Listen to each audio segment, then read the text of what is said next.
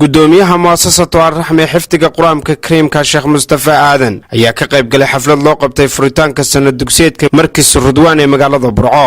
Xafladda furitaanka sanad dugsiyeedka Markis Ridwaan ayaa waxa goobjoog ka ah maamulka iyo macallimiinta markiskaasi, waalidiin, culimo iyo marti sharaf kala duwan. Ugu horeynba waa xafladdaasi ka hadlay maamulaha Markis Ridwaan ee magaalada Burco Sheekh Mustafa Cawil, wuxuuna faahfaahin ka bixiyay marxaladihii kala duwan ee uu soo maray Markiskan Ridwaan. walaalayaal waxa Ilaahay subxaanahu wa ta'ala ugu mahadnaqaynaa masjidkan barakeysan iyo fadhigan barakeysan Ilaahay subxaanahu wa ta'ala inoo soo ogolaaday inaynu maanta xafladda ku qabsano sanad dugsiyeedka sida hore loo sheegay Markis Ridwaan.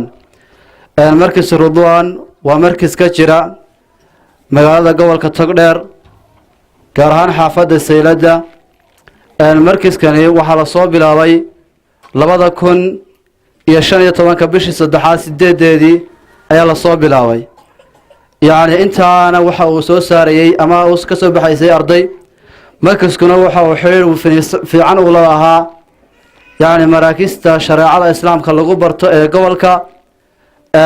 sidaa daraadeed ardayda ka soo baxdana inta badan maraakistaas ay u soo gudbaan markiska iyo maraakista kale ee shariicada lagu sii barto. markiskana waxa uu khaasaa isagu quraanka gaar ahaan wuxuu xiriir ka toos ah u leeyahay markiskani markis la yiraahdo markisul fadhi ama machadu fadhi. sidaa daraadeed oo inoo furay inoo sabablay sheekheena weyn Sheekh Fadiilatu Mustafa Aadan. sidaa daraadeed caruurteena ayaan hore wada maqasheen, caruurteena ay dhigato qaarkood. sidaa daraadeed markiskaas uu toos xiriir u leeyahay iyo maraakis kale. sidaa daraadeed waxa markiskan uu soo socday muddada inta leeg. muddada uu soo socdayna wax u soo kordho mooyaane wax ka dhaca ma jiraan. sidaa daraadeed waxaan halkan ugu hambaliyaynayaa dhammaan ardaydii imtixaanka u soo fadhiisatay ee soo wada gashay. dhammaantoodna way wada guuleystay siday u badan yihiin, laakiin sida la yeedhin doono kaalmahaas uunba insha Allah ay ku kala horeeyaan. nimcaan abubakar maxamed oo ku hadlayay afka waalidiinta dhashay ardayda dhigata Markis Ridwaan ayaa maamulka iyo macallimiinta markiskaasi ku amaanay dadaalka ay ugu jiraan sidii ay u soo saari lahaayeen arday ka dhisan Quraanka Kariimka. markaa waxaan leeyahay waalidiinta caruurtiina sida ay u dadaashay idinka sabab u ah waxa la idiga baahan yahay inaad caruurta ka war haysaan meel kasta ay qabanayaan iyo meel kasta ay joogaan.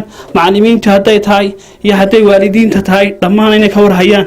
macallimiintu waxba ma qaban karto hadii ayna waalidiintu ku garabsin, waxba macallimiintu ma qaban karaan. marka waxa la idiga rabaa inaad caruurtiina raacdaan oo meeshay qabanayaan iyo meeshay ku habsaamayaan iyo meeshay bulcamada uga baydayaan inaad ka war haysaan. ad waalidiintii ka war macallimiinta waraysataan oo tiyaan ardayga waxa ku maraya toddobaadkii baad ka war haysaan. waayo hadii aad macallinka mar walba caruurtaada weydiiso in wadkaagu way soo baxayaan, inankaagu soo baxaya, inantaadu way soo baxaysaa. waayo wad ka war haysaa. qofka haddaan ubadkiisa ka war hayn ma soo baxayo, imtixaankana wuu ku dhacayaa. gudoomiyaha muasasada Ar-Raxme gobolka Togdheer Sheekh Mustafa Aadan oo dhankiisa halkaasi ka hadlaya hadaladiisii waxa kamid ahaa sida tan. waxaan u ducaynayaa ardaydaas guud ahaan markaskan Markis Ridwaan guud ahaantii kuwa iminka jaa'izada qaadan doona iyo kuwa kale ee aan qaadan ee iyaguna insha Allah ta'ala qaadan doona. hadda kadib waxaan Ilaahay uga baryayaa in Ilaahay uu ku anfaco quraanka iyo cilmiga ay dhiganayaan. inta dhamaysay Ilaahay tabaaraka wa ta'ala waxaan uga baryayaa in Allah ku sugo. inta wali soo socotana waxaan uga baryayaa Ilaahay tabaaraka wa ta'ala in iyagana Allah uu waafajiyo oo u dhamaystiro. arinta marka laga yimaado kollayba kelmadda raacda waxa weeyaan markaskan aynu joogno Markis Ridwaan runtii ma aha markii koowaad ee aan ka soo qayb galo, mana aha markii koowaad ee nashaadka iyo dadaalka uu bixinayo uu nagu marti qaado. waad maqlayseen maamulaha markaska taariikhda uu furmay markasku waa 15 buu yiri waa waxaan 2 sano gaadhaynin ama 2 sano iyo wax la mid ah. runtii waxaan aad iyo aad isu barbar dhigay muddada kooban ee markasku uu furnaa iyo haddana midhaha uu soo saaray waa wax aad u kala badan weeye.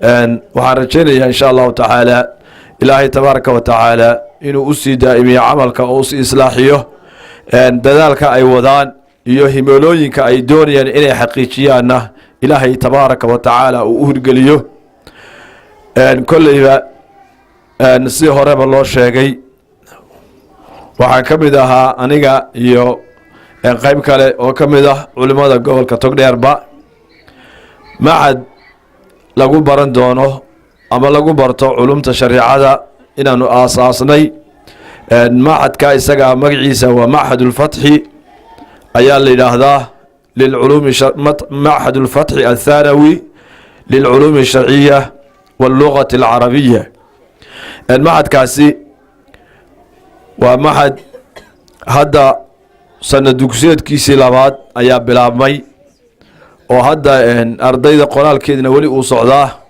kuwii hore uu soo dhiganayena ay diraasadii waxbarashada u socotaa waxyaalaha runtii mudan xusida mudan waxaa ka mid ah markaskan hadda aynu joogno waa markasu ridwaan waa runtiisa maamulaha xidhiidh aad iyo aad u fiican oo wada shaqayneed ayaa ka dhexeeya markaskan iyo maxadka waxyaalaha xusida mudan waxaa ka mid ah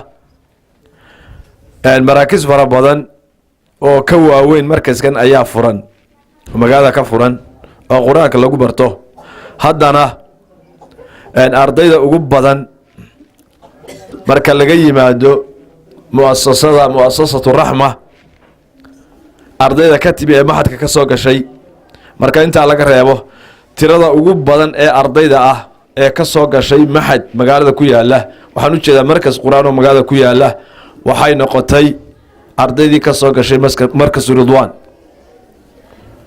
maraakiz waaweyn oo xataa furuuc dhowr ah leh oo magaalada ku baahsan ayaanay u suuro gelin inay tirada ay keeneen ama tirada ay soo saareen ee ardayda ah qoladani ama markaskan uu soo saaray inaan iyagu soo saarin taasina waxaan isleeyahay waxa ay ku timi ugu horeyn ilaahay tabaaraka wa tacaala fadligiisa iyo waafajintiisa towfiiqiisa ayay ku timi marlabaadkana waxay ku timi dadaalka macalimiintu ay bixiyeen oo dee dabcan kolley waalidkuna ay garab joogaan ugu dambayntii waxaa halkaasi abaalmarino kala duwan lagu guddoonsiiyey ardaydii kaalmaha hore ka gashay imtixaanka sanad dugsiyeedka markis ridwaan ee magaalada burco maxamed ibraahim british shabakada caalamiga harwanaag news burco.